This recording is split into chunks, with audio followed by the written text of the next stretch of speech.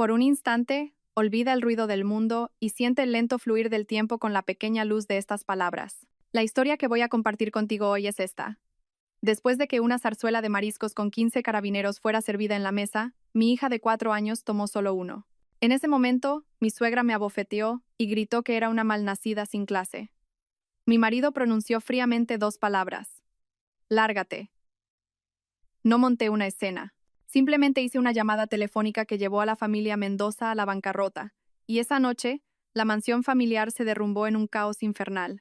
Una enorme fuente de cerámica de Talavera, más grande que un rostro humano, con 15 carabineros al vapor en una rica zarzuela de mariscos, fue colocada sobre la mesa por la asistenta, despidiendo un vapor fragante. Los caparazones de un rojo intenso brillaban como si estuvieran barnizados en aceite, y una salsa espesa y aromática de vino blanco y azafrán cubría las colas carnosas de los crustáceos. En el caldo se mezclaban patatas tiernas y pimientos confitados que habían absorbido todo el sabor del guiso. Su aroma abrumador llenó instantáneamente todo el comedor. Hoy era el día de la comida familiar de los Mendoza. Un ritual que debía cumplirse cada semana, pasara lo que pasara. Una regla impuesta por la matriarca, doña Isabel Fuentes, para, según ella, fortalecer los lazos familiares. La larga y ornamentada mesa de comedor de estilo imperial estaba cubierta con un mantel de hilo blanco impecablemente planchado, y la cubertería de plata brillaba fríamente bajo la luz de la lámpara de araña de cristal del techo. Además del plato principal en el centro, había toda clase de entrantes delicados, pero la mirada de todos, de forma tácita, estaba fija en los carabineros. Yo estaba sentada en un extremo de la larga mesa, a mi lado mi hija Sofía, que acababa de cumplir 4 años. Mi marido legal, Javier Mendoza, estaba a la derecha de su madre, en la cabecera, con la cabeza gacha, y mirando fijamente su teléfono móvil. La luz de la pantalla iluminaba su rostro inexpresivo con un tono azulado. Doña Isabel Fuentes presidía la mesa como una reina en su trono. Vestía un vestido de diseño de terciopelo verde oscuro, su cabello peinado hacia atrás sin un solo mechón fuera de lugar, y las comisuras de sus labios caían por costumbre. Con su característica mirada crítica, examinó toda la mesa, como una soberana inspeccionando su territorio. Sofía, aún pequeña, estaba sentada en una trona alta. Sus cortas piernas se balanceaban en el aire. La niña, cautivada por el apetitoso color de la zarzuela, parpadeó sus grandes ojos y me susurró al oído. «Mamá, qué buena pinta tienen los langostinos». Mi corazón se ablandó. Acaricié su cabeza. «¿Quieres uno, mi Sofía? ¿Quieres que mamá te lo coja?» Según las reglas de la Casa Mendoza, ninguna persona de menor rango podía tocar la comida antes de que los mayores comenzaran a comer. Especialmente un manjar tan preciado. Normalmente, todos esperaban a que mi suegra tomara simbólicamente un bocado o diera permiso para empezar. Pero al ver la mirada suplicante de mi hija, y sabiendo que había 15 carabineros en la mesa suficiente para que cada persona comiera 2 y aún sobraran, un espíritu de rebeldía acumulado tras años de opresión se despertó en mí. ¿Por qué mi hija tenía que esperar el permiso de otros para comer en su propia casa? Respiré hondo e ignoré deliberadamente la mirada fulminante que parecía venir de la dirección de mi suegra. Con cuidado, usando las pinzas de servir, tomé un carabinero de tamaño mediano del borde de la fuente y lo puse en el platito frente a Sofía. Para evitar que me regañaran, le advertí a mi hija en voz baja. «Pórtate bien, Sofía. Come despacio. Ten cuidado con la cáscara». Sofía asintió dócilmente y extendió sus manitas para intentar coger el carabinero, que todavía era un poco grande para ella. Logró agarrarlo con éxito y una sonrisa dulce y satisfecha se dibujó en su rostro. Luego, retiró la mano y empezó a estudiar con curiosidad cómo debía comérselo, sin tocar ninguno de los otros carabineros de la fuente. Todo el proceso duró apenas unos segundos. Como mucho, esperaba una mirada de desaprobación de mi suegra o un par de comentarios sarcásticos. Me había acostumbrado a eso en los últimos años. Unas cuantas palabras para mí no eran nada si Sofía podía comer. Pero no esperaba esto. Plas. Un sonido claro y agudo de una bofetada resonó, desgarrando el silencio del comedor, donde solo se oían los leves tintineos de los cubiertos. Todos se estremecieron ante el repentino estruendo. Levanté la cabeza de golpe. Vi a doña Isabel Fuentes levantarse bruscamente de su asiento en la cabecera de la mesa. Su movimiento fue tan rápido que volcó la copa de vino que tenía al lado. El vino tinto se extendió rápidamente por el mantel de hilo blanco, como la sangre. Su rostro estaba pálido y sus facciones distorsionadas por una ira extrema. Su expresión, normalmente avara, ahora parecía escupir fuego mientras miraba a Sofía. Y mi hija, Sofía. En su mejilla izquierda, blanca y suave, Había una marca de mano roja e hinchada, clara y vívida. La niña estaba completamente aturdida. El carabinero que sostenía cayó sobre el plato con un tintineo. Se quedó paralizada por un par de segundos. Y luego, como si acabara de sentir el dolor ardiente, sus pequeños labios se fruncieron y rompió a llorar a gritos. Un llanto que pareció llenar el universo. Gruesas lágrimas rodaban por sus mejillas. ¿Y todavía tienes cara para llorar? La voz aguda de Isabel ahogó el llanto de la niña. Sus dedos, pintados con un esmalte de uñas rojo brillante, casi tocaban la nariz de Sofía. Malnacida sin raíces. ¿Qué demonios te pasa? Los mayores aún no han tocado la comida, ¿y tú te atreves a servirte? Igual que tu madre, una muerta de hambre que no sabe cuál es su lugar. Vulgar hasta la médula. Las palabras malnacidas sin raíces se clavaron en mi corazón como un punzón de hielo envenenado. En ese instante, la última hebra de mi cordura, que había mantenido a la fuerza para preservar una paz superficial, se rompió por completo. Sentí como si toda la sangre de mi cuerpo subiera a mi cabeza, pero mis extremidades se quedaron heladas. Un zumbido resonó en mis oídos. El llanto desgarrador de mi hija y los insultos hirientes de Isabel se mezclaron, y mi mente se quedó en blanco por un momento. «Señora, ¿qué cree que está haciendo?», grité, levantándome casi por instinto. Me levanté tan bruscamente que las patas de la silla rasparon el suelo de mármol, produciendo un ruido ensordecedor. En un solo paso me acerqué a Sofía y abracé a mi hija, que temblaba y lloraba. La marca roja en su mejilla quemaba mis ojos y convirtió en cenizas la última pizca de ilusión que me quedaba sobre esta casa. ¿Qué estoy haciendo? Isabel se plantó con las manos en las jarras, acercándose un paso más, amenazante. Casi podía sentir sus salpicaduras de saliva en mi cara. Estoy enseñando modales, Elena. Mira en lo que has convertido a mi nieta. No tiene ni una pizca de educación. Vosotras dos estáis arrastrando por el fango el apellido Mendoza. Ya lo decía mi madre, de casta le viene al galgo. Temblando de rabia, apreté más fuerte a Sofía en mis brazos. La niña sollozaba en mi pecho, su pequeño cuerpo ardía como el fuego. Levanté la vista, por encima de la imponente figura de mi suegra, y miré al hombre que no había dicho una sola palabra durante todo este tiempo. Mi marido, Javier Mendoza. Todavía estaba mirando su teléfono. No, acababa de levantar la cabeza. Pero en su rostro no había ni un ápice de pena por su hija abofeteada, ni rechazo por los insultos de su madre. Solo una irritación extrema y un disgusto, como si el ruido lo hubiera molestado. Su mirada era tan fría como el hielo en pleno invierno. Recorrió a Sofía llorando, pasó por encima de mí, pálida y temblorosa, y finalmente se detuvo en mi rostro. Javier, mi voz se quebró. Albergaba una millonésima parte de esperanza. Esperaba que, aunque fuera por pura apariencia, dijera, «Mamá, la niña aún es pequeña», que mantuviera al menos una apariencia de justicia. Pero no lo hizo.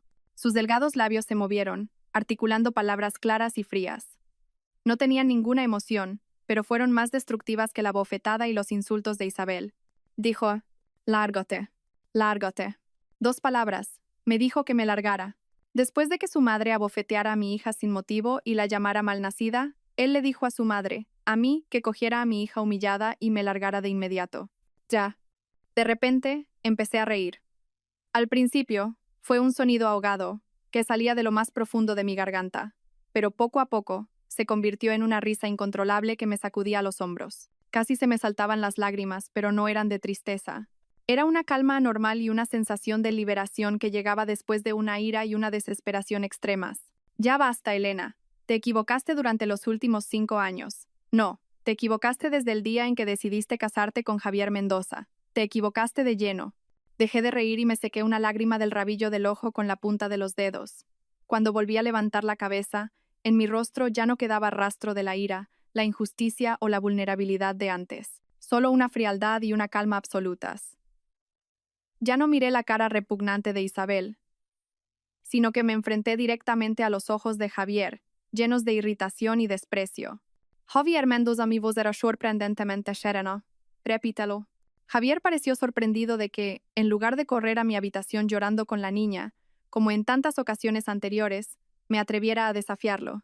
Dudó un momento, pero luego, la idea de que su autoridad estaba siendo cuestionada avivó su ira. «Elena, ¿estás sorda? He dicho que te largues de aquí con esa cría ruidosa. Fuera de mi vista». «Bien, muy bien», asentí. Incluso una extraña sonrisa apareció en mi rostro. No lloré, ni supliqué, ni me puse histérica, como ellos esperaban. Ni siquiera dije una palabra más. Simplemente, con lentitud y mucho cuidado, acomodé a Sofía, que lloraba casi hasta el agotamiento, en una posición más cómoda en mis brazos, y con la otra mano libre, con una calma exasperante, saqué mi teléfono móvil del bolsillo de mis vaqueros. Era un smartphone anticuado, con la carcasa desgastada. Comparado con el último modelo plegable de Javier o el teléfono personalizado con incrustaciones de diamantes de Isabel, parecía patético. Lo había comprado hace 3 años en mi cumpleaños, con el dinero que gané en un trabajo a tiempo parcial. En la casa Mendoza, yo era un fantasma. No tenía tarjeta de crédito familiar ni límite de gasto. Cada céntimo que gastaba tenía que ser aprobado por Isabel, bajo el pretexto de ayudarme a gestionar las finanzas de nuestro pequeño hogar. Javier e Isabel miraron mis acciones con un desprecio casi desbordante. Isabel en particular se burló. Vaya, vaya, Elena, ¿ahora vas a llamar a tu miserable familia para lloriquear? ¡Qué patética! Te lo digo yo, aunque hoy trajeras al mismísimo rey, te vas a ir de esta casa. Descaradas. Ignoré sus ladridos. Deslicé el dedo por la pantalla fría y encontré con destreza un número guardado sin nombre, pero que ya estaba grabado en mis huesos. El prefijo de ese número era de Asturias, una comunidad a cientos de kilómetros de distancia. El teléfono sonó 2 veces y se conectó de inmediato. Del otro lado, se escuchó la voz de un hombre de mediana edad, grave y autoritaria, pero con un matiz de preocupación. Hablaba un español perfecto, aunque con un ligero acento del norte. Elena. Al oír esa voz, la calma que había mantenido a la fuerza se tambaleó por un instante. Sentí un nudo en la garganta, pero lo reprimí de inmediato.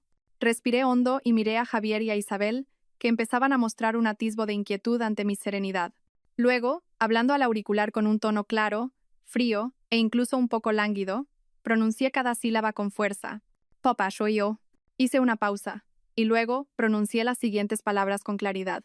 Cada sílaba resonó como un martillo en el silencioso comedor. Es hora de recoger la red. Arruina al grupo Mendoza. Ahora mismo. En el instante en que terminé de hablar, un silencio sepulcral se apoderó del comedor. Incluso Sofía, abrumada por la atmósfera anómala, redujo su llanto a pequeños sollozos. La irritación y la ira en el rostro de Javier se congelaron. Fueron reemplazadas por una expresión de total incredulidad y estupefacción. Me miraba fijamente, como si me viera por primera vez. Isabel fue aún más exagerada. Abrió la boca y los ojos como platos. Al cabo de un momento, soltó una carcajada estridente, como si hubiera oído el chiste más gracioso del mundo. Ja, ja, Elena, ¿te has vuelto loca? ¿Qué fantasías estás teniendo aquí? ¿Pedirle a tu padre que arruine a los Mendoza? Pero si tu padre, ese muerto de hambre, lleva años bajo tierra, ni aunque saliera de su tumba tendría derecho a limpiarnos los zapatos. ¿Bancarrota? Me parece que has perdido el juicio. Javier, mira esto. Esta es la mujer que te empeñaste en traer a casa. Es una completa lunática. La ignoré por completo. Al otro lado del teléfono, mi padre guardó silencio durante 2 segundos. Luego, escuché un ligero suspiro, casi como si contuviera una sonrisa. Pero detrás de eso, se sentía una frialdad y una determinación que lo controlaban todo. Entendido. Has sufrido mucho, hija. Papá te espera en casa. Sí, respondí en voz baja y colgué. No hacían falta más palabras. Casa. Qué palabra tan cálida y, a la vez, tan extraña. Guardé el viejo teléfono en mi bolsillo y, con Sofía en brazos, salí del comedor. Mis pasos eran firmes, sin un ápice de duda o nostalgia. Elena, no te muevas de ahí, gritó Isabel a mi espalda, histérica. No te hagas la misteriosa. Escúchame bien, si pones un pie fuera de esta puerta hoy, no vuelvas a pensar en regresar jamás. Javier finalmente pareció salir de su estupefacción. En su lugar, una oleada de ira por sentirse humillado lo invadió. Golpeó la mesa con fuerza. Elena, ¿a qué viene este berrinche? Pídele perdón a mi madre ahora mismo. No detuve mis pasos. Crucé el vestíbulo, lo suficientemente grande como para celebrar una fiesta, y me dirigí hacia la escalera curva que llevaba al segundo piso. Mi habitación estaba allí. No, era solo un cuarto de invitados donde me alojaba temporalmente. Tenía que recoger algo, lo más importante, el libro de familia con el certificado de nacimiento de Sofía y mi DNI. Todo lo demás, la llamada ropa de marca y las joyas que la familia Mendoza me había otorgado, era basura. No me llevaría ni una sola cosa. En mis brazos, Sofía gimió suavemente. Enterró su carita en mi cuello. Sus lágrimas calientes mojaron mi piel. Me duele la mejilla. Abuela es mala. Papá es malo. No llores, mi amor. La mejilla dejará de doler pronto. Besé su frente febril. Mi voz era más suave y firme que nunca. Mamá te sacará de aquí. Vamos a casa del abuelo. En casa del abuelo hay muchos, muchos langostinos deliciosos. Sofía podrá comer todos los que quiera. Nadie volverá a pegarte. Nadie volverá a insultarte. ¿De verdad? Preguntó Sofía, levantando su carita llena de lágrimas. De verdad, dije, sintiendo un dolor agudo en el corazón al ver la marca roja en su mejilla. Pero mi mirada se volvió aún más afilada. Mamá te lo promete. A partir de hoy, si alguien hace que mi hija Sofía derrame una sola lágrima, mamá hará que esa persona derrame sangre. Mientras subía las escaleras con Sofía, podía oír a Isabel abajo, todavía lanzando maldiciones. Javier probablemente estaba haciendo una llamada, molesto, seguramente llamando a mi familia, a ese hogar pobre y humilde que, en su memoria, ya no tenía a nadie. ¿Para discutir o para advertir? Lamentablemente para él, nunca podría conectar con ese número. El número que ellos conocían de mi supuesta familia ya no existía. Regresé rápidamente a esa habitación fría e impersonal. En una simple mochila, metí nuestros documentos esenciales, el poco dinero en efectivo y una tarjeta bancaria anónima que había escondido bajo una tabla suelta del parqué. Este era mi último recurso, preparado en secreto para mi hija y para mí durante estos años de humillación. Luego, con Sofía en brazos, salí silenciosamente por la puerta trasera de la villa, sin que nadie me viera. La brisa de la noche de principios de verano era fresca en mi rostro. Se sentía bien. La urbanización estaba muy bien cuidada, y por la noche era tan silenciosa que se oía el canto de los grillos. Me di la vuelta y miré una vez más la lujosa villa de los Mendoza, brillantemente iluminada en la oscuridad de la noche como un palacio, un lugar que una vez pensé que era mi hogar. Ahora veía que no era más que una jaula dorada y fría. Saqué mi viejo teléfono y marqué otro número, y solo dije 3 frases. Al lugar de siempre, ven a recogerme. 15 minutos después, un Bentley Mulsanne negro se deslizó silenciosamente como un fantasma en la noche y se detuvo frente a mí. Del asiento del conductor bajó un chofer de mediana edad, con traje negro, guantes blancos y expresión solemne. Me abrió la puerta con cortesía. Señorita, suba por favor. Con Sofía ya medio dormida en mis brazos, me agaché y me senté en el cómodo asiento trasero. El coche salió suavemente de la urbanización, conocida como la más exclusiva de la ciudad. Casi al mismo tiempo que el coche salía por la puerta principal, mi teléfono empezó a vibrar como un loco. En la pantalla aparecían alternativamente los nombres de Javier Mendoza, Isabel Fuentes, e incluso el padre de Javier, don Ricardo Mendoza, el presidente del grupo. Hasta parientes de la familia Mendoza que normalmente ni me miraban. Apreté el botón de apagado. El mundo se quedó en silencio. El coche no se dirigió a la terminal de salidas normal del aeropuerto, sino que entró por una discreta vía de acceso privada. Se detuvo junto a un elegante jet privado que brillaba suavemente en la oscuridad de la noche. Junto a la escalerilla, 2 filas de tripulantes de cabina uniformados esperaban con expresión respetuosa. Señorita, el jet está listo. Podemos despegar hacia Asturias en cualquier momento, dijo el capitán, inclinándose. Asentí y subí la escalerilla con Sofía dormida en brazos. Cuando el avión empezó a acelerar en la pista y finalmente desafió la gravedad para elevarse con fuerza en el cielo nocturno, miré por la ventanilla la ciudad brillantemente iluminada que se alejaba bajo mis pies. Familia Mendoza, el juego ha terminado. El avión atravesaba las nubes, volando estable a 10.000 metros de altitud. Fuera, solo la profunda oscuridad de la noche y las finas gotas de condensación en la ventanilla. Pero dentro de la cabina la temperatura era primaveral, y solo se oía el zumbido grave y constante de los motores. Sofía dormía profundamente en mis brazos. Una joven azafata, exquisitamente entrenada, se acercó en silencio y me ofreció una manta de cachemir y un vaso de leche tibia. Luego, trajo un botiquín de primeros auxilios y, con un toque delicado, aplicó un ungüento fresco y calmante sobre la marca de la bofetada en la mejilla de Sofía. El ungüento desprendía un sutil aroma a hierbas y su efecto fue inmediato. El ceño fruncido de Sofía, que se contraía incluso en sueños, se relajó lentamente. ¿Desea la señorita que le preparemos la cena?, preguntó la azafata en voz baja. Su mirada mostraba una preocupación adecuada, pero ninguna curiosidad innecesaria. Negué con la cabeza. No tenía apetito. Solo acepté la leche tibia y la bebí a sorbos.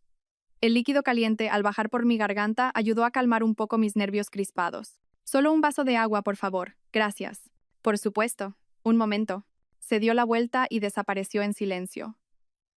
El interior del avión era extremadamente lujoso, pero sin ostentación. Los asientos de cuero eran amplios y cómodos. El espacio era privado y sereno. Comparado con aquella casa de la que acababa de escapar, llena de gritos hirientes y miradas frías, esto era otro mundo. Acaricié suavemente la espalda de Sofía, mirando la infinita oscuridad tras la ventanilla. Pero mi mente no encontraba la calma. 5 años. Habían pasado 5 años desde que me empeñé en casarme con Javier Mendoza, rompiendo prácticamente relaciones con mi padre, ocultando mi identidad y despojándome de toda mi agudeza para empezar una supuesta vida matrimonial normal. ¿Qué tipo de vida había llevado en la casa Mendoza durante esos 5 años? Antes de la boda, lo que la familia Mendoza valoraba era la imagen pura y considerada que yo proyectaba, y mi origen, que según sus investigaciones, era el de una familia normal y decente, aunque venida a menos. Después de la boda, y especialmente después de dar a luz a mi hija, Sofía, todo cambió. Mi suegra Isabel Fuentes, una mujer de provincias que, con algo de belleza y mucha tenacidad, se casó con un viudo de la familia Mendoza y ocupó el lugar de la primera esposa del padre de Javier. Su esnovismo y su clasismo innato se manifestaron sin disimulo. Me consideraba una mera herramienta para continuar el linaje de los Mendoza. Cuando la herramienta no produjo un hijo varón, me volví inútil. La opresión verbal diaria y las críticas por nimiedades eran el pan de cada día. Las reglas de la casa Mendoza eran innumerables, y la interpretación de las mismas siempre estaba en sus manos. Un día, era mi forma de vestir la que carecía de clase y manchaba el apellido. Al día siguiente, era mi incapacidad para atender a mi marido y mantenerlo a mi lado. Al otro, mi mala educación la que convertía a Sofía en una niña vulgar. Y Javier Mendoza, mi maravilloso marido, antes de casarnos, cuando me cortejaba, fue increíblemente atento y detallista, ocultando muchos de los defectos de un niño de papá. Pero después de la boda, especialmente cuando se dio cuenta de que mi familia no podía proporcionarle las poderosas conexiones empresariales que esperaba, su actitud cambió drásticamente. Disfrutaba como algo natural de todo lo que le daba su estatus de heredero de los Mendoza, pero no tenía ningún interés real en los negocios, aunque era extremadamente sensible a las apariencias. En su mente, una esposa debía ser un hermoso jarrón, sumisa, obediente, presentable en sociedad, capaz de servirle a él y a su madre, y de darle un hijo. Cuando di a luz a una hija, mi valor disminuyó, y a medida que la prolongada opresión me fue apagando, solo me mostró frialdad e irritación. Siempre se ponía del lado de su madre. Cada vez que discutía con Isabel, sin importar quién tuviera la razón, su frase era siempre la misma. Mamá ya es mayor. ¿No puedes tener un poco de paciencia? Es mi madre, ha sufrido mucho para criarme. Como si yo, Elena Vargas, fuera un trozo de madera sin sentimientos. Lloré innumerables noches en soledad. Intenté dialogar, pero solo recibí su indiferencia y la orden de no montar numeritos. Cedí una y otra vez. Rebajé mis expectativas una y otra vez, solo para darle a Sofía, al menos en apariencia, una familia completa. Acepté ocultar mi educación y mis capacidades, viviendo como una señora de transparente y sin poder económico en casa. Soporté que Isabel controlara a Sofía como si fuera de su propiedad, inculcándole sus ideas machistas. Pensé que mi paciencia traería la paz, que podría esperar hasta que Sofía fuera un poco más mayor. Hasta hoy. Hasta ese carabinero. Hasta esa bofetada en la mejilla de Sofía. Hasta esas palabras, malnacidas sin raíces. Hasta el frío lárgate de Javier. No solo hicieron añicos la autoestima de mi hija de 4 años, sino también todas las fantasías con las que me había autoengañado durante los últimos 5 años. Los insultos que lanzaron no solo eran una humillación para Sofía, sino un desprecio absoluto hacia mí y hacia la familia que estaba detrás de mí, de la que no sabían nada. Me dijeron que me largara. Bien, me largaría, pero antes de irme, iba a volcar con mis propias manos el tablero de juego sobre el que ellos se sentían tan poderosos. Señorita, su agua. La azafata colocó un vaso de agua mineral a temperatura ambiente en la mesita a mi alcance, y al mismo tiempo me informó en voz baja. Aterrizaremos en el aeropuerto de Asturias en aproximadamente 3 horas. Don Arturo ha dispuesto que la recojan. Entendido, asentí. Don Arturo era mi padre. En Asturias, y en círculos mucho más amplios, era conocido por un nombre que infundía respeto y temor. Una familia de nuevos ricos como los Mendoza no era digna ni de limpiarle los zapatos. En aquel entonces, yo era joven y rebelde, harta de las ataduras y la atención que conllevaba mi apellido. Buscando un supuesto amor verdadero y libertad, oculté mi identidad y me casé con Javier Mendoza. Mi padre se enfureció y tuvimos una discusión terrible. Le dije la estupidez de que renunciaba a todo, convencida de que podría manejar mi propia vida. Durante estos 5 años, nunca le llamé primero. Mi padre también pareció tomarse en serio mi decisión y fingió no preocuparse por mí. Pero yo sabía. Sabía que siempre había tenido a su mejor personal protegiéndome en la sombra. De lo contrario, ¿cómo una mujer huérfana como yo habría podido ahorrar ese fondo de emergencia sin que los Mendoza se dieran cuenta? ¿Cómo habría podido movilizar un jet privado con tanta facilidad en un momento crítico? Ese viejo teléfono, ese único número, era el último y único vínculo entre mi padre y yo.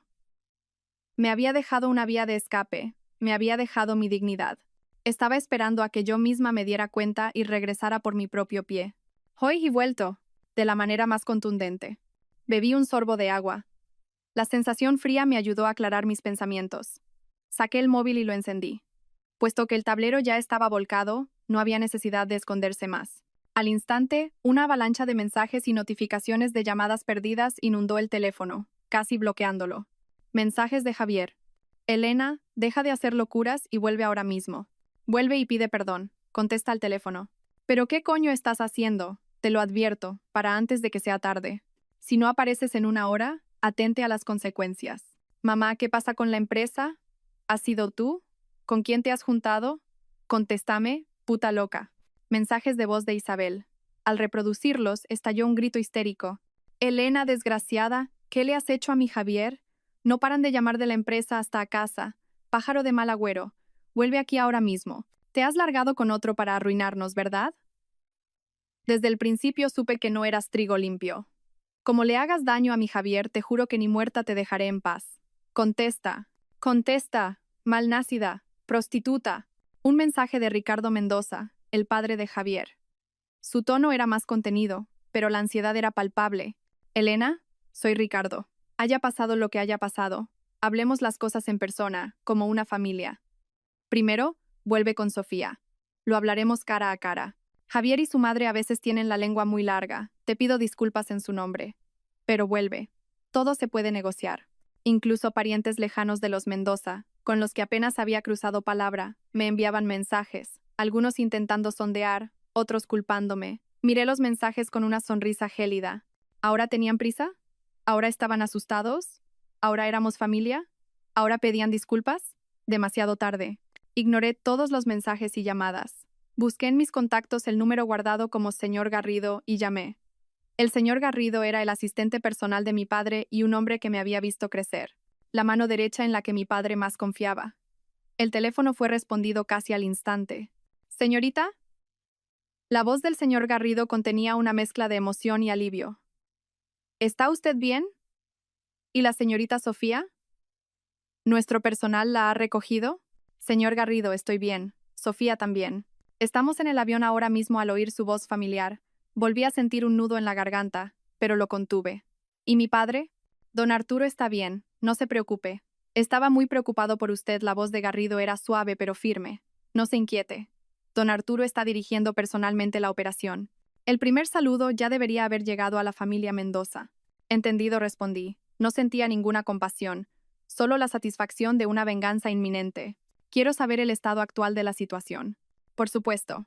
El tono de Garrido se volvió inmediatamente profesional. Han pasado 2 horas y 17 minutos desde su llamada. Las medidas tomadas hasta ahora son las siguientes. Primero, hemos movilizado todos nuestros contactos y fondos para lanzar un ataque de venta en corto en los mercados internacionales de divisas y futuros contra los productos relacionados con el principal negocio del Grupo Mendoza. Simultáneamente, hemos difundido rumores negativos perjudiciales para ellos. Las acciones del Grupo Mendoza cayeron un 30% en los últimos 30 minutos de la sesión, provocando una suspensión de la cotización.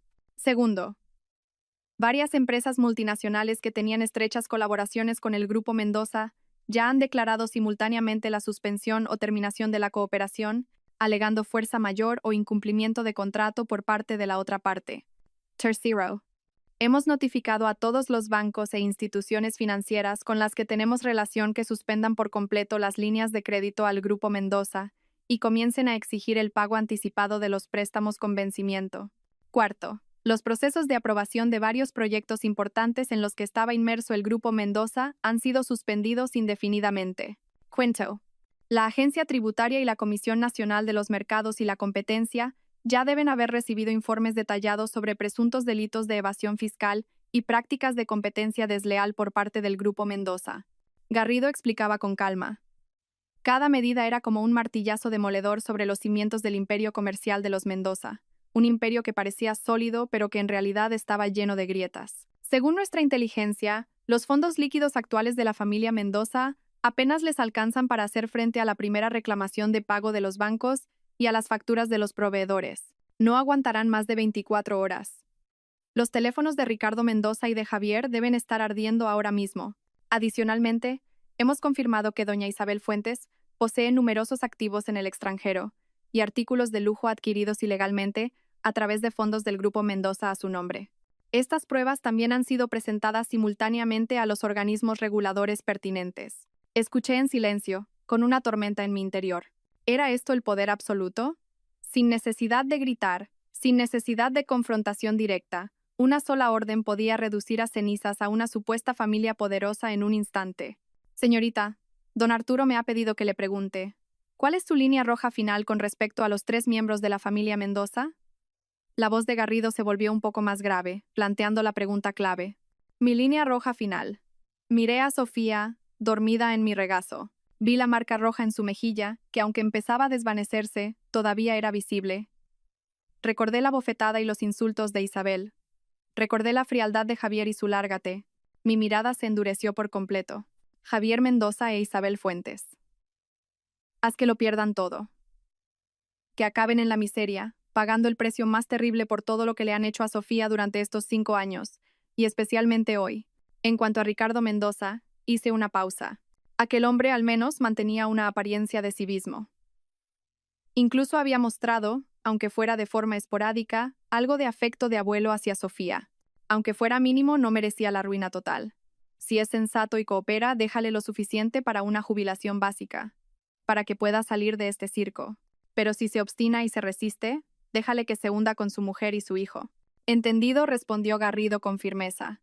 Don Arturo piensa lo mismo. No se preocupe, señorita. Todo se hará de forma limpia. Usted solo tiene que volver a casa tranquila. Don Arturo la echa mucho de menos. Yo también le echo de menos, murmuré para mis adentros después de colgar. ¿A papá? Apreté a Sofía un poco más fuerte. El avión volaba silenciosamente a través del cielo nocturno. El destino era un verdadero hogar y una nueva vida. Y en la ciudad que dejaba atrás, la pesadilla de la familia Mendoza acababa de empezar, con un prólogo sangriento escrito por mí. Cerré los ojos. Ya no miré las notificaciones de llamadas perdidas que vibraban sin cesar. La cabina estaba en silencio, solo se oía el leve susurro del sistema de circulación de aire. Sofía se movió en mi regazo, chasqueó los labios y siguió durmiendo. El ungüento había funcionado. La marca roja e hinchada se había desvanecido casi por completo, dejando solo un rastro tenue.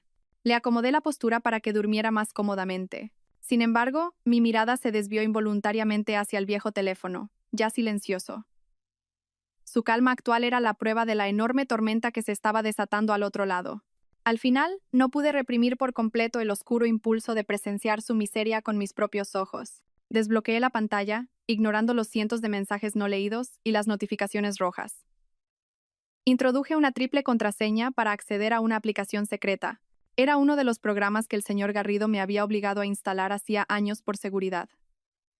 Además del seguimiento de la ubicación y la llamada de emergencia, tenía una función que me permitía acceder de forma unidireccional a las cámaras de vigilancia ocultas instaladas en algunas áreas clave de la villa de los Mendoza. Estas cámaras fueron instaladas por mi padre a través de canales especiales después de mi boda, por si acaso. La familia Mendoza ni siquiera sabía de su existencia. En los últimos 5 años, nunca había abierto esta aplicación voluntariamente. La sola idea de ver escenas de esa casa me asfixiaba. Pero hoy era diferente. La punta de mis dedos temblaba ligeramente. Toqué la pantalla de vigilancia que conectaba el salón y el comedor. Lo primero que llegó a mis oídos fue el grito casi desgarrador de Isabel. Tan agudo que parecía atravesar la pantalla. Ricardo, haz algo. Llama a alguien. ¿Por qué nadie te coge el teléfono? ¿Se han muerto todos? La imagen temblaba ligeramente, pero era clara. El salón, que una vez fue un símbolo de lujo y elegancia, era ahora un caos. La copa de vino volcada se había hecho añicos en la alfombra. La mancha de vino parecía una cicatriz grotesca. Los cojines del costoso sofá de cuero estaban esparcidos por todas partes, y el cenicero de la mesa rebosaba de colillas. El aire parecía denso con el olor a humo y ansiedad. Ricardo Mendoza, mi suegro, que siempre cuidaba su apariencia y parecía imperturbable, Ahora caminaba de un lado a otro en el centro del salón como una bestia enjaulada. Pulsaba bruscamente la pantalla de su móvil, se lo llevaba a la oreja, y luego lo apartaba con más nerviosismo, colgando. De su boca salían gemidos de rabia contenida. Nadie contesta. Ni el director del banco, ni el subsecretario de Industria, ni los principales clientes. Maldita sea. O tienen el teléfono apagado, o están comunicando, o simplemente dicen que no pueden hacer nada. ¿Qué demonios está pasando? Su chaqueta de traje estaba tirada de cualquier manera sobre el respaldo del sofá, la corbata torcida y su frente perlada de sudor frío. Su habitual compostura y control habían desaparecido. De repente, se detuvo y miró con los ojos inyectados en sangre a Javier, que estaba sentado en el sofá con el rostro pálido. Javier, ¿estás seguro de lo que averiguaste?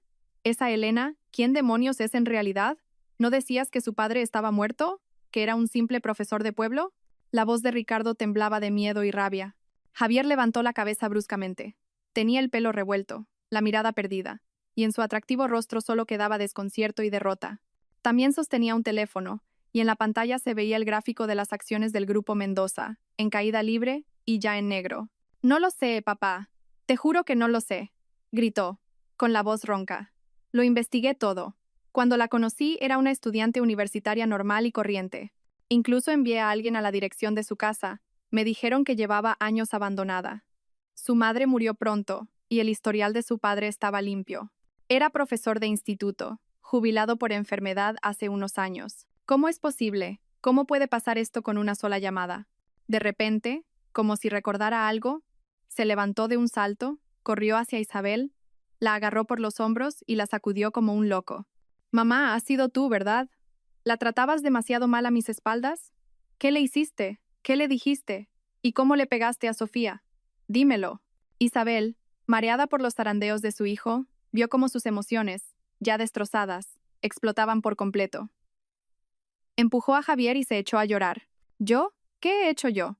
Solo intentaba corregir a esa niña malcriada. ¿Quién le dijo que se sirviera primero? ¿Qué tiene de malo una bofetada? Soy su abuela, es mi derecho educarla.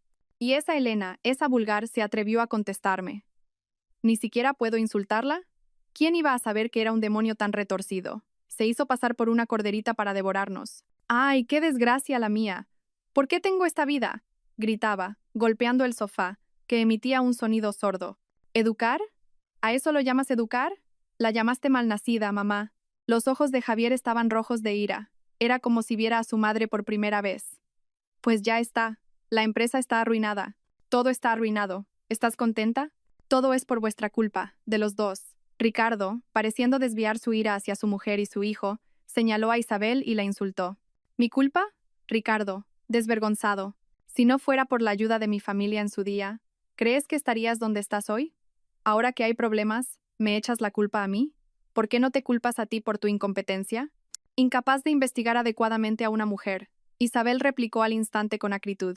La frágil fachada del matrimonio se había roto por completo ante el desastre, dejando solo acusaciones y reproches mutuos. ¡Basta!, gritó Javier.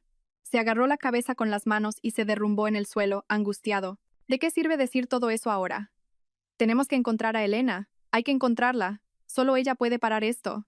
Justo en ese momento, el timbre de la villa sonó de forma urgente y estridente, seguido de fuertes golpes en la puerta y un murmullo de voces. Señor Mendoza, ¿está ahí? Somos del Banco Central Hispano. Necesitamos hablar con usted urgentemente sobre sus préstamos. Señor Ricardo, abra la puerta. Somos de Construcciones Ibéricas. ¿Cuándo piensa pagarnos el material? Don Ricardo, somos del juzgado. Tenemos una notificación que entregarle. Cobradores de deudas, proveedores reclamando pagos, notificaciones judiciales, habían venido en persona a su puerta en mitad de la noche. En la pantalla, los rostros de los 3 miembros de la familia Mendoza se volvieron cenicientos al instante. Ricardo se tambaleó hasta la ventana, apartó con cuidado una pesada cortina y espió fuera.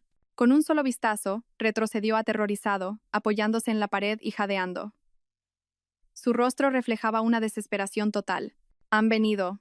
Están aquí. Hay muchos coches, mucha gente, murmuró, su cuerpo temblando ligeramente. Isabel gritó de miedo y se escondió detrás del sofá.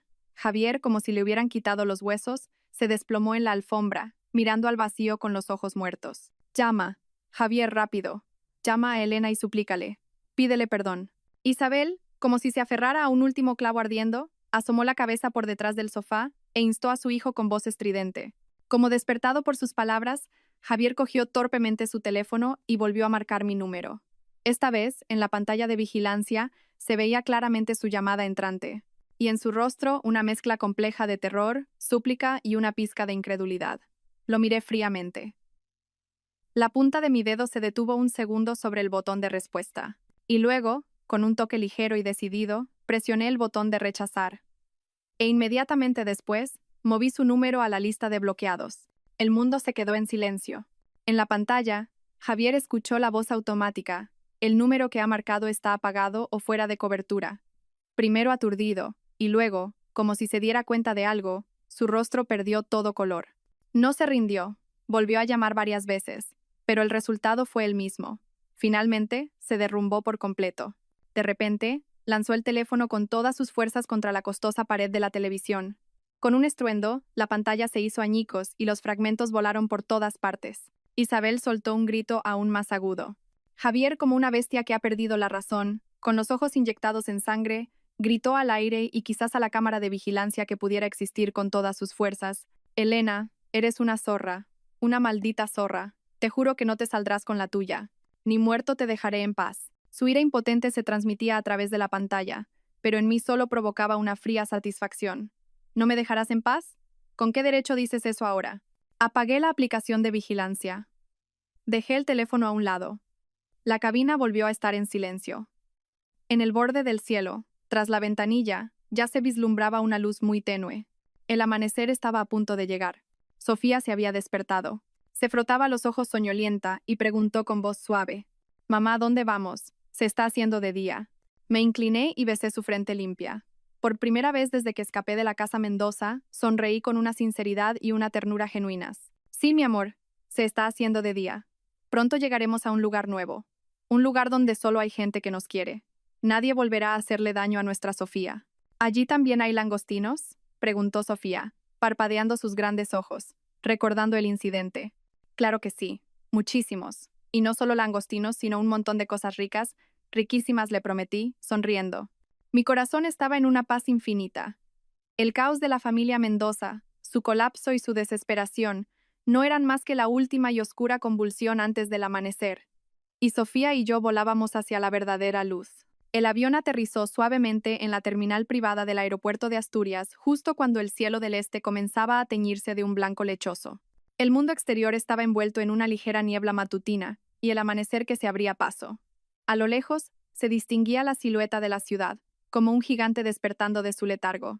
Cuando se abrió la puerta del avión, entró una ráfaga de aire fresco y ligeramente frío. Era completamente diferente al ambiente opresivo y cargado de caros ambientadores de la villa de los Mendoza. Respiré hondo, abracé con fuerza a Sofía, que seguía dormida en mi regazo, y bajé la escalerilla. La escena en la pista me sorprendió un poco. No era como esperaba, con el señor Garrido solo o unos pocos escoltas discretos. Frente a mí, 2 hileras de guardias de seguridad con trajes oscuros a medida y expresión solemne estaban perfectamente alineadas, como lanzas silenciosas. La formación se extendía hasta un sedán negro de aspecto muy discreto, pero cuya excepcionalidad un conocedor reconocería al instante. Esa presencia imponente, silenciosa pero abrumadora, era el símbolo del verdadero poder de la élite, a años luz de la ostentación de nuevos ricos como los Mendoza. Y la figura que se encontraba al frente de esa formación hizo que mis ojos se humedecieran al instante. No era el señor Garrido. Era mi padre, Arturo Vargas. Vestía un traje a medida de color gris oscuro. Su porte seguía siendo erguido, pero en los 5 años que habían pasado, sus sienes se habían cubierto de canas. El tiempo había grabado arrugas más profundas en su rostro. Sus ojos, antes agudos como los de un halcón, me miraban ahora. En ellos se arremolinaba una compleja mezcla de emociones: dolor, agotamiento, el alivio de haber recuperado lo perdido y una profunda e inconfesable culpabilidad. No se acercó corriendo como lo haría un padre cualquiera. Simplemente se quedó allí, en silencio, con la mirada fija en Sofía y en mí, como si intentara abarcar de un solo vistazo los 5 años perdidos.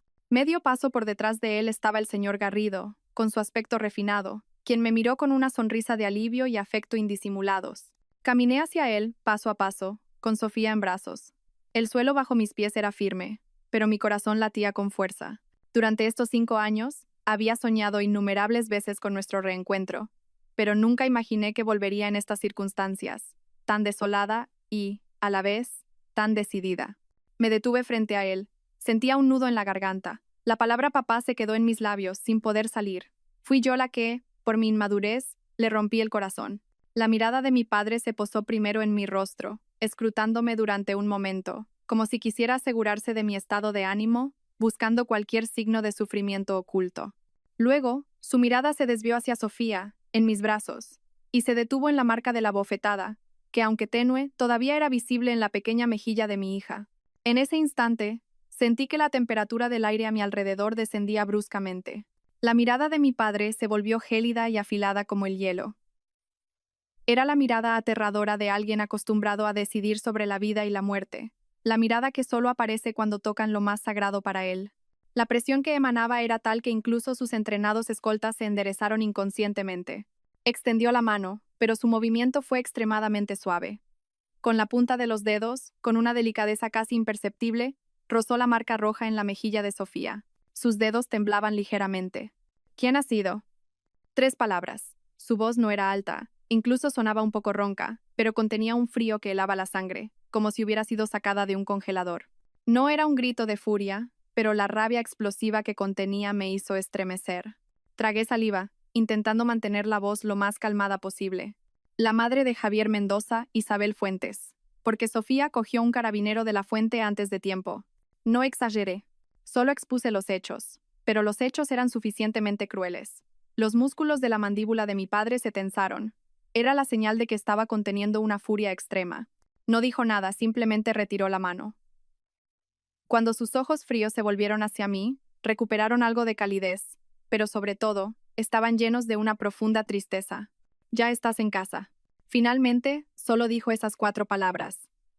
Se dio la vuelta y abrió la puerta del sedán negro. La niña estará cansada. Vamos a casa primero. Tu tía lo tiene todo preparado. Sí, respondí en voz baja, agachándome para sentarme en el espacioso y cómodo asiento trasero. Mi padre entró detrás de mí y se sentó a mi lado.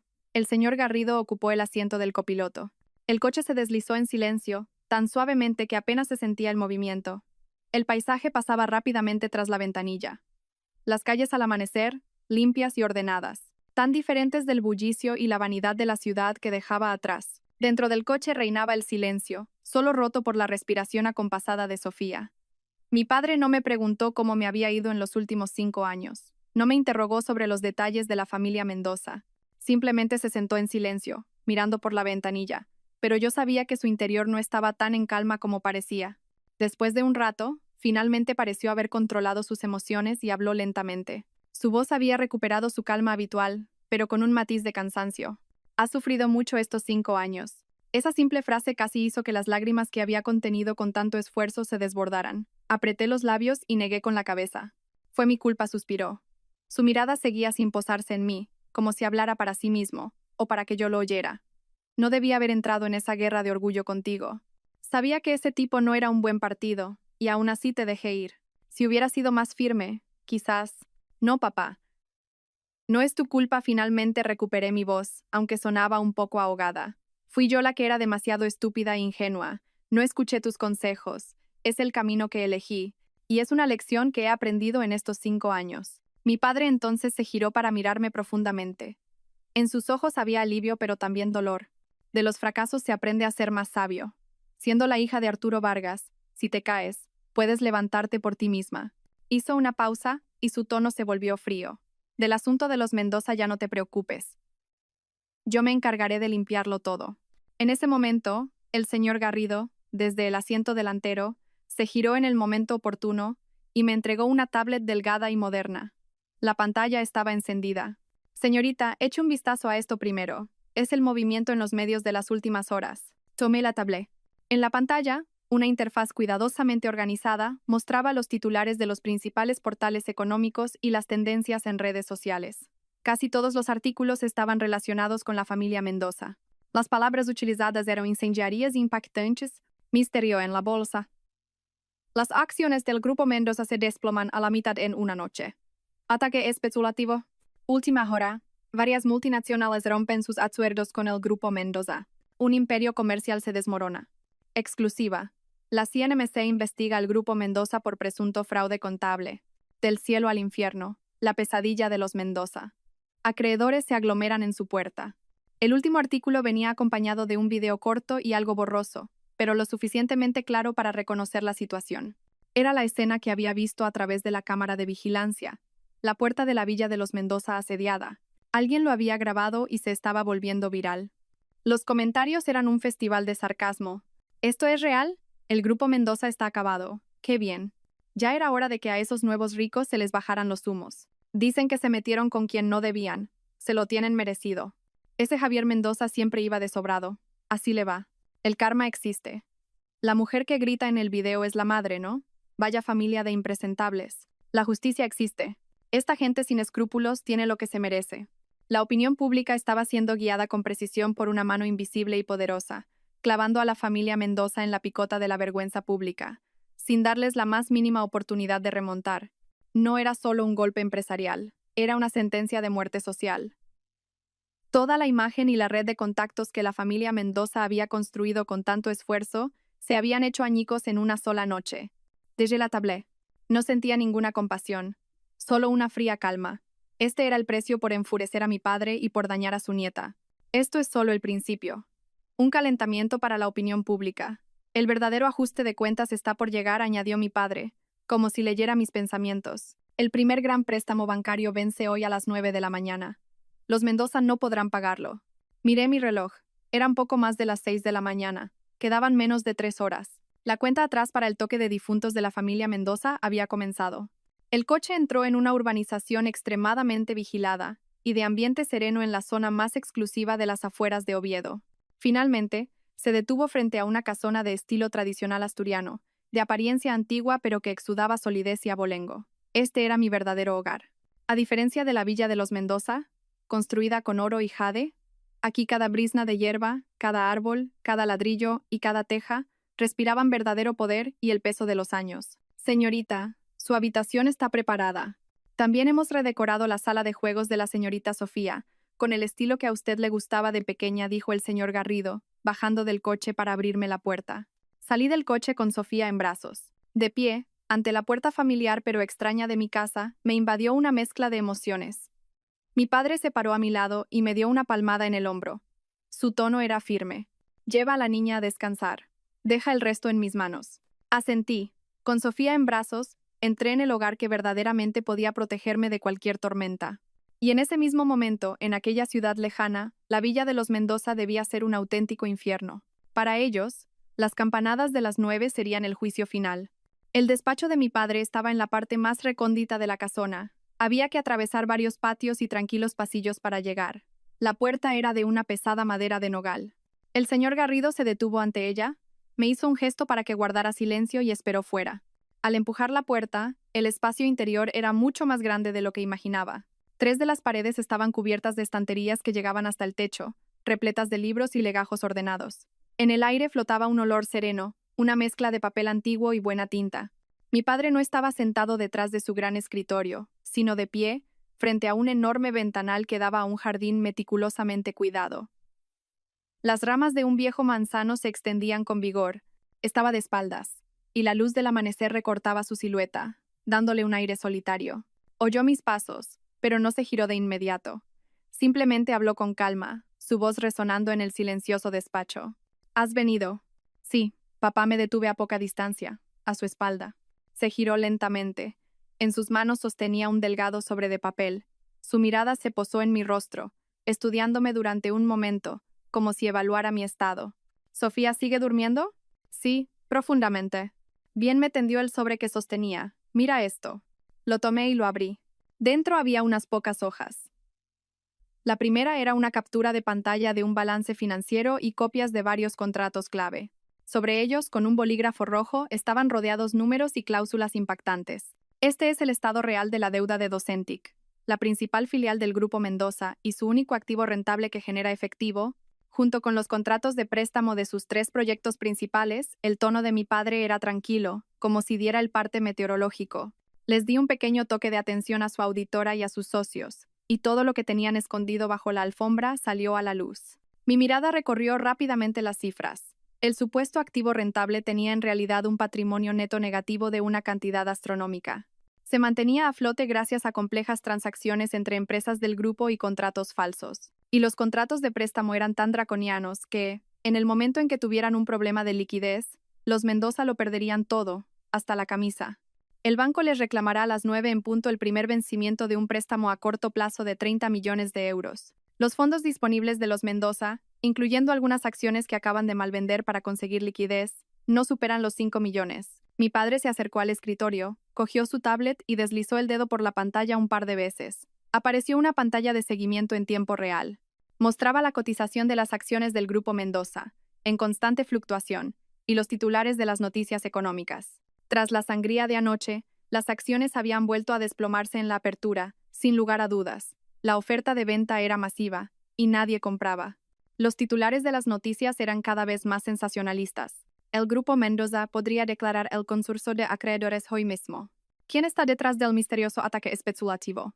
Proveedores se manifiestan frente a la sede del Grupo Mendoza. Ricardo debe estar ahora mismo en su despacho, arrancándose los pelos, intentando convencer a los pocos accionistas y acreedores que aún le escuchan la voz de mi padre no delataba ninguna emoción. Pero es inútil.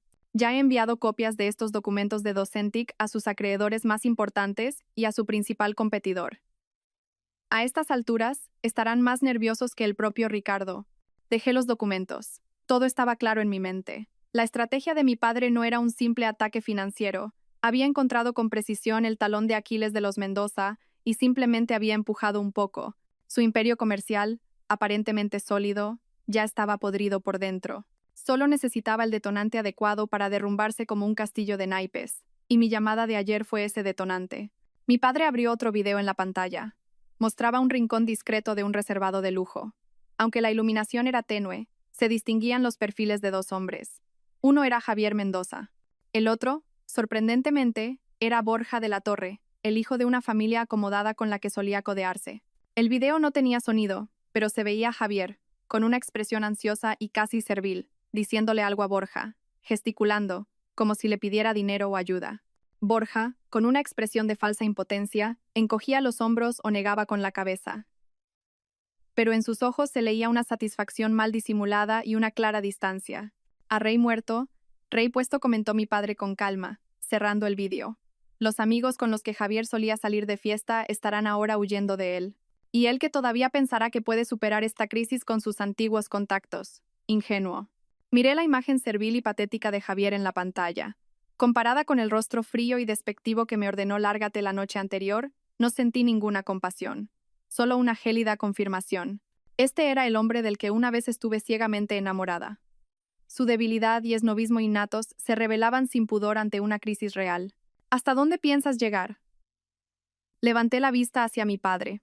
Sabía que con su poder, podría hacer que los tres Mendoza desaparecieran silenciosamente, ahogados en deudas y miseria. Incluso tenía medios más drásticos, pero había elegido enterrarlos socialmente, de forma pública. La mirada de mi padre se clavó en mí, penetrante, como si leyera mi mente. Eso depende de ti, Elena.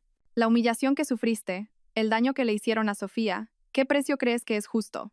Guardé silencio por un momento. En mi mente, pasaron la bofetada y los insultos de Isabel, la frialdad de Javier, la marca roja en la mejilla de Sofía y su llanto aterrorizado. Haz que pierdan lo que más valoran, dije con claridad. Mi voz no era fuerte, pero estaba cargada de una firme determinación. Lo que Javier e Isabel más valoran es la riqueza y el estatus de la familia Mendoza, y su patética vanidad, pues que lo pierdan todo, que acaben en la ruina, para que ellos también prueben lo que es ser pisoteados y despreciados a voluntad. Quiero que pasen el resto de sus vidas atormentados por la pesadilla de hoy y el arrepentimiento. En cuanto a Ricardo Mendoza, hice una pausa. Era el único en esa casa con una pizca de decencia. Mostró un mínimo de bondad hacia Sofía. Si entiende la situación y coopera, se le puede dejar una salida básica, para que se aparte de este circo. Pero si elige hundirse con su mujer y su hijo, no será culpa de nadie. Mi padre escuchó mis palabras y en su rostro apareció una casi imperceptible sonrisa de satisfacción. Asintió. Bien pensado. Cada uno es responsable de sus actos y de sus deudas. Con gente así, mantenerlos con vida, sumidos en la pobreza y el sufrimiento, es un castigo mucho más severo que hacerlos desaparecer. Se acercó al escritorio y pulsó el botón del interfono. Señor Garrido, proceda según lo planeado. Ya puede enviar la advertencia personal a Ricardo Mendoza. Entendido, don Arturo se oyó la voz de Garrido a través del altavoz. Supe que el juicio final sobre la familia Mendoza había sido dictado. Ricardo recibiría un ultimátum: cortar lazos y sobrevivir, o resistir hasta el final. La elección era suya. Justo entonces, alguien llamó suavemente a la puerta del despacho. Una de las asistentes del hogar, con Sofía recién despertada y frotándose los ojos en brazos, estaba en el umbral. Señorita, don Arturo. La niña se ha despertado y busca a su madre. La expresión fría de mi rostro se derritió al instante. Me acerqué rápidamente y tomé a Sofía en brazos. Después de dormir, parecía mucho más animada. La marca de su mejilla era casi invisible. Se acurrucó en mi cuello y me llamó suavemente: mamá. Luego miró con curiosidad a mi padre, junto a la ventana, con un poco de timidez. La expresión severa del rostro de mi padre también desapareció. Intentó suavizar sus facciones al máximo y le tendió los brazos a Sofía. Su voz era increíblemente tierna. Sofía, ven aquí. Deja que el abuelo te coja. Sofía me miró. Asentí para animarla. La niña dudó un momento, pero luego extendió sus bracitos y se dejó coger por mi padre. Él la sostuvo en brazos. Sus movimientos eran un poco torpes, pero en sus ojos había una emoción y un cariño indescriptibles. Examinó de cerca la carita de Sofía, especialmente la mejilla que había sido golpeada. Solo cuando confirmó que no había rastro de la herida, suspiró aliviado. Sofía, ¿tienes hambre? El abuelo te ha preparado un montón de cosas ricas. Hay pasteles dulces y también las croquetas de centollo que tanto le gustaban a tu mamá cuando era pequeña. Mi padre intentaba tentarla con comida. Los ojos de Sofía se iluminaron. Preguntó con voz suave: ¿también hay langostinos? Mi padre se quedó paralizado un instante. Luego, comprendiendo, una sombra de dolor e ira cruzó sus ojos, pero fue reemplazada por una ternura aún más profunda. Claro que sí. Tenemos todos los langostinos que nuestra Sofía quiera. A partir de ahora, en casa del abuelo, Sofía podrá comer todo lo que le apetezca. Nadie se lo quitará, y nadie la regañará por ello. Al ver esta escena, la última sombra de oscuridad en mi corazón se desvaneció. Esta era la vida y el amor que mi hija merecía. Unas semanas más tarde, recibí una llamada. Era la antigua asistenta de la familia Mendoza. Señorita Elena, ¿es usted de verdad? ¡Qué alegría!, dijo sollozando. La familia Mendoza se arruinó, ¿sabe? Yo también perdí mi trabajo, y mi hijo se rompió una pierna trabajando y está en el hospital. Necesitaba dinero urgentemente, así que fui a buscar a la señora, a doña Isabel, para pedirle los 3 meses de sueldo que me debía. Pero es otra persona. No solo no me dio el dinero, sino que me gritó que por mi culpa, por sacar aquella zarzuela, la familia se había ido a la ruina. Me llamó gafe y hasta intentó pegarme. El señorito Javier la detuvo, pero él también me dijo que no tenía un euro. Y hasta me pidió que le prestara algo. Señorita, ¿se puede creer? Yo, que iba a cobrar una deuda. Esa gente se ha vuelto loca, han perdido toda la vergüenza. Escuché en silencio, con una sonrisa despectiva. Efectivamente, sin el halo del dinero y el estatus, la naturaleza despreciable de la madre y el hijo Mendoza se revelaba en toda su crudeza. Le envié el doble del sueldo que le debían, con un extra generoso para el tratamiento de su hijo y sus gastos. Era el epílogo más vívido de su miserable destino. Salón de baile de un hotel de 5 estrellas en Madrid. Una cena benéfica. Entré en el salón del brazo de mi padre, caminando sobre la alfombra roja. Llevaba un vestido de noche de un blanco perlado, de corte sencillo pero elegante, y un collar de diamantes de un brillo sutil. El pelo recogido en un moño sofisticado y un maquillaje ligero. Emanaba un aire de nobleza fría y distinguida. Como promotora del proyecto, subí al estrado para dar un discurso. Hablé de cómo la educación puede cambiar el destino de las niñas, de cómo las pequeñas acciones de bondad se suman para crear una fuerza poderosa. Cuando terminé, recibí un caluroso aplauso. Hacia el final de la fiesta hubo un pequeño alboroto en la entrada del salón. El señor Garrido se acercó a mi padre y le susurró algo al oído. Seguí su mirada. Una figura familiar estaba siendo retenida, con cortesía pero con firmeza, por la seguridad del hotel. Era Javier Mendoza. Llevaba un traje arrugado y que no le quedaba bien. El pelo revuelto, los ojos hundidos, y en su rostro las marcas del alcohol y la pobreza. Desentonaba por completo con la gente elegante que lo rodeaba. Intentaba entrar a la fuerza gritando algo. Su aspecto patético, miserable y casi enloquecido atrajo algunas miradas de soslayo, pero la mayoría, tras un vistazo de disgusto, volvieron a sus conversaciones. Mi corazón se encogió por un instante al verlo, pero fue reemplazado de inmediato por una enorme extrañeza y una indiferencia total. Los guardias de seguridad lo sacaron rápidamente. El salón recuperó al instante su atmósfera habitual, como si el incidente no hubiera sido más que un pequeño contratiempo. Aparté la vista. Mi expresión no cambió. Continué mi conversación con la presidenta de la Fundación Cultural que estaba a mi lado, sonriendo mientras discutíamos cómo incorporar la educación artística al proyecto. En mi mente, fue como si una pequeña piedra hubiera caído en un lago en calma, creando una leve onda que se desvaneció al instante. La verdadera superación, la verdadera victoria, no era una venganza rabiosa. Era estar en una altura que él nunca podría alcanzar, donde su miserable figura ya no podía provocar ni la más mínima onda en mi corazón. Para mí, era como una hormiga, indigno siquiera de una segunda mirada. El coche se deslizaba suavemente de vuelta a casa. Mi teléfono vibró. Era un mensaje del señor Garrido. Una sola línea. Asunto zanjado. No volverá a molestarla. Apagué la pantalla y cerré los ojos. En mi corazón no había euforia por la venganza, sino la claridad y la serenidad que llegan después de haber superado todas las tribulaciones. El futuro era largo. Tenía una hija que criar, las responsabilidades de una familia que asumir y una nueva vida que forjar. Todo lo relacionado con la familia Mendoza, junto con aquella bofetada y aquel lárgate, se había desvanecido en la distancia. Como el humo, un nuevo capítulo, mi nuevo capítulo, comenzaba oficialmente esa noche. Gracias a todos por seguir. Espero que esta historia despierte su interés por los temas sociales. Si te conmueve, dale like, comenta, comparte y suscríbete a mi canal. Juntos difundamos energía positiva y protejamos la luz. Gracias.